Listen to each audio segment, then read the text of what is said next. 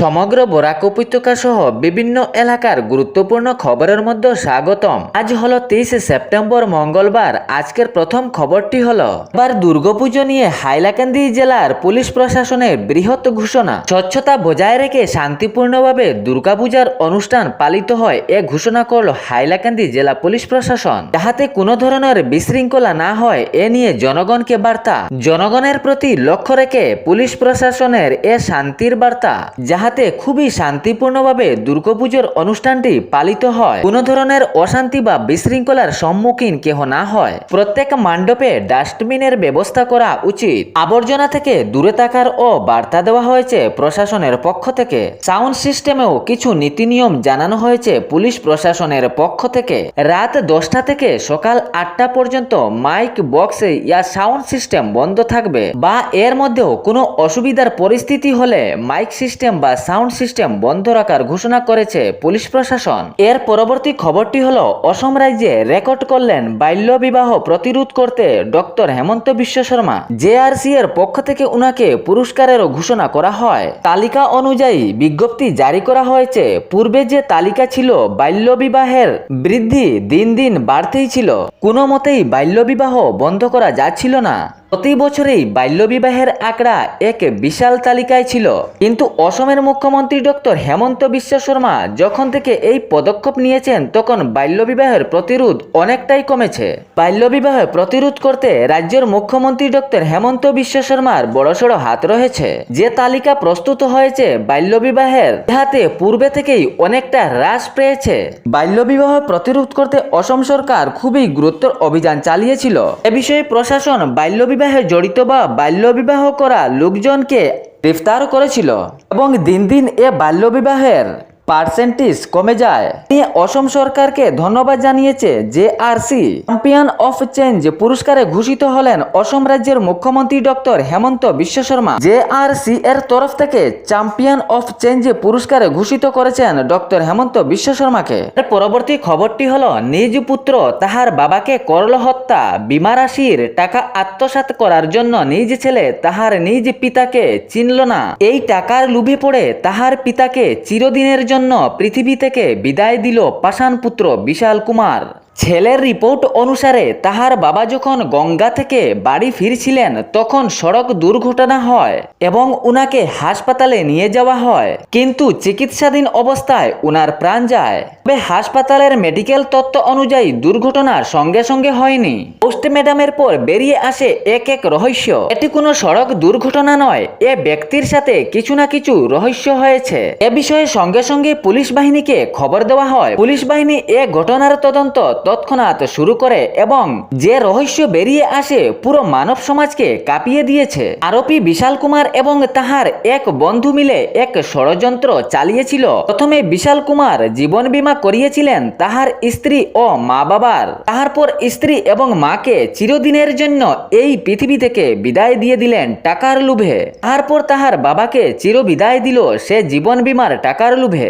ইন্স্যুরেন্সের টাকার লোভ ছিল এ পাষাণ পুত্র বিশাল কুমারের। তাতে দ্বিধাবোধ করেনি মা বাবা ও তাহার স্ত্রীকে। এই জীবন বীমা টাকার লোভে চিরদিনের জন্য বিদায় দিয়ে দিল। এত লজ্জাজনক ঘটনাটি ঘটেছে উত্তরপ্রদেশের হাপুড় জেলায়। উত্তরপ্রদেশের পুলিশ বাহিনী দুই আরোপী বিশাল কুমার এবং তাহার বন্ধুকে সঙ্গে সঙ্গে গ্রেফতার করেন এবং আইনীয় ব্যবস্থা চালিয়েছেন। পরবর্তী খবরটি হলো রেলওয়ে বিভাগ থেকে এক বিজ্ঞপ্তি জারি করা হয়েছে। 8,875টি শূন্য পদে চাকুরি পড়ুয়া ছাত্রছাত্রীদের জন্য এটি একটি সুখবর। ভারতীয় রেলওয়ে বিভাগের পক্ষ থেকে এ ঘোষণা জারি করা হয়েছে। উচ্চ মাধ্যমিক এবং স্নাতক পড়ুয়া ছাত্রছাত্রীরা আবেদন করতে পারেন ভারতীয় রেল বিভাগের চাকরি পদের জন্য। এই পদের জন্য রয়েছে station master, goods train manager, traffic assistant ইত্যাদি।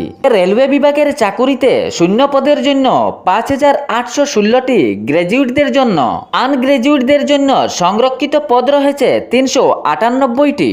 আনগ্র্যাজুয়েটের বয়স 18 থেকে 30 বছরের হতে হবে এবং গ্র্যাজুয়েটদের বয়স 18 থেকে 33-এর মধ্যে হতে হবে। তাতে সংরক্ষিত শ্রেণীর জন্য সরকারিভাবে কিছুটা ছাড় দেওয়া হয়েছে। 4টি বিভাগে নিয়োগ করা হবে এ ভারতীয় রেল বিভাগের চাকুরি পদে।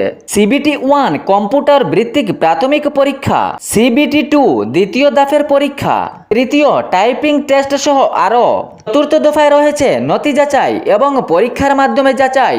আবেদন করার অনলাইন ফিস OBC এবং জেনারেলের জন্য 500 টাকা, সঙ্গে SC ST 250 টাকা।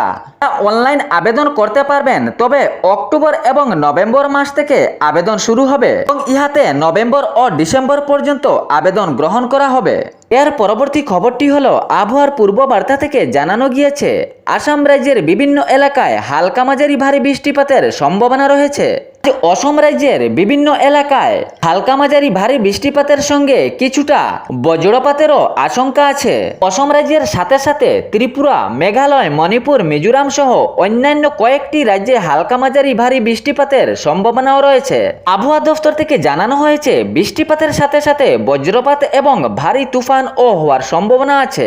তবে অসম সহ মেঘালয়, ছত্তিশগড়, অন্ধ্রপ্রদেশ, ওড়িশা, নাগাল্যান্ড, মণিপুর, মিজোরাম, ত্রিপুরা সহ অন্যান্য কয়েকটি রাজ্যে এ আবহাওয়ার শৃঙ্খলা ও বিশৃঙ্খলাও দেখা দিতে পারে। এর পরবর্তী খবরটি হলো সম্ভাজিনগর এলাকায় নিজ ইচ্ছায় প্রাণ হারালেন স্বামী স্ত্রী। আত্মহত্যা করার মূল কারণ ছিল ঋণে ডুবে গিয়েছিলেন এই দম্পতি। এ নিয়ে পুরো চাঞ্চল্য সৃষ্টি হয় এলাকা জুড়ে। কাজ করা এই মধ্যবর্তী যুবক টাকা পাওনা দিতে না পেরে এই সিদ্ধান্ত, প্রথমে স্ত্রী কুয়ার জলের মধ্যে ডুবে প্রাণ হারায় এবং পরের দিন স্বামী সেই কুয়ার পাশে থাকা গাছের ডালে ঝুলে নিজ প্রাণের দেয় বিদায়। এ নিয়ে এলাকায় দুঃখের ছায়া নেমে এসেছে। স্থানীয় জনগণ দুঃখে কাতর হয়ে আলোচনার মাধ্যমে বার্তা ছড়িয়েছেন। 2 সন্তান রয়েছে দম্পতির, এরকম করা ঠিক হয়নি। ঋণের টাকা না দিতে গিয়ে এই সিদ্ধান্ত অন্ধকারের মধ্যে ভবিষ্যতে ফেলে দিল সন্তানদের। মহারাষ্ট্র ছত্রপতি সম্ভাজিনগরের ফুলমব্রি তালুকার আনন্দ এলাকার পিম্পরিশিবার গ্রামের ঘটনা। স্ত্রী রমাবাই বিলাস জমদড়ে 38 বছরের কুয়ার মধ্যে ঝাঁপ দিয়ে চিরদিনের জন্য বিদায় দিল নিজ প্রাণ। এর পরের দিন সেই কুয়ার পাশে থাকা একটি গাছের ডালের মধ্যে ঝুলে দিল প্রাণের বিদায়। বিলাস জমদড়ে চিরবিদায় নেওয়ার পূর্বে এক হোয়াটসঅ্যাপ গ্রুপের মাধ্যমে যে কিছু বার্তা দিয়ে গিয়েছে, এই প্রত্যেক ব্যক্তিকে অশ্রুধারায় এনেছে। সে তাহার নিজ সন্তানদের কাছে ক্ষমা চেয়েছে এবং তাহারা যেন নিজের পড়াশোনায় খুব সুন্দরভাবে চালিয়ে যান এ নিয়ে হোয়াটসঅ্যাপে বার্তা দিয়েছে।